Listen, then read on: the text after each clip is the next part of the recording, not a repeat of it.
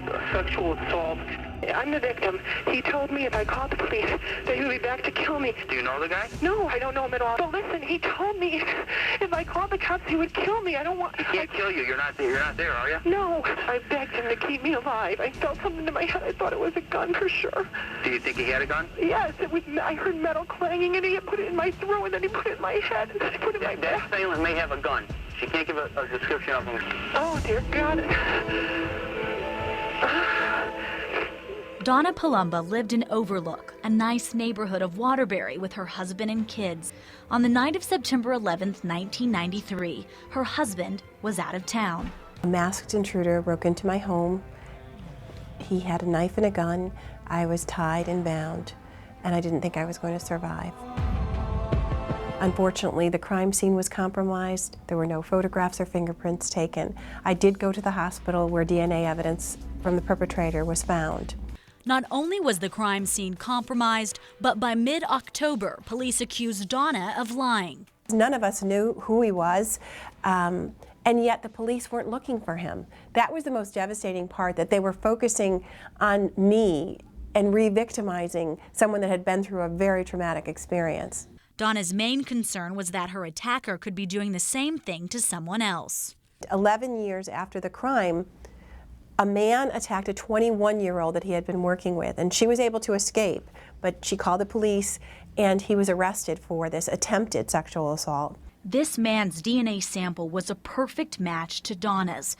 They had finally found their man. His name, John Regan, shockingly one of her husband's close friends. My husband did not believe it could possibly be the person that was arrested and given the DNA sample, because he had grown up with him since kindergarten. After years of waiting for justice but staying anonymous as Jane Doe, Donna finally came forward. She was Jane Doe no more, and she formed an organization to help others.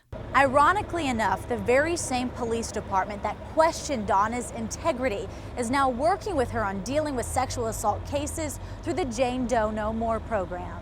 Our mission is to improve the way society responds to victims of sexual assault. The experience that our police department had in regards to the way that Donna's case had been handled, our department made a lot of changes on how we handle sexual assault investigations.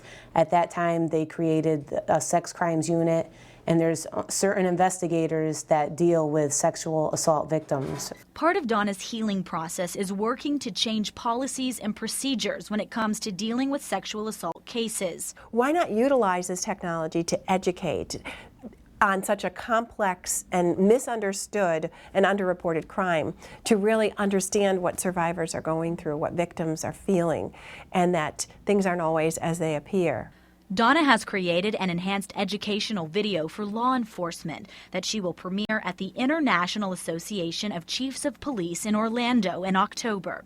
The video is called Duty Trumps Doubt and is a reminder to officers about the many different victims and scenarios they may be walking into. I am 3 years old. My father orally rapes me. I was assaulted by a family member, a cousin. It started when I was about 11, when I lost my virginity, and the assault ended when I was 15. The vast majority of police officers who do sexual assault investigations do them properly. We just want to serve and remind them that we have a duty, and that trumps any doubt. If you're a victim of sexual assault, you did nothing wrong, and it doesn't diminish who you are, and you can heal from it, and you can go on, even under the worst of circumstances.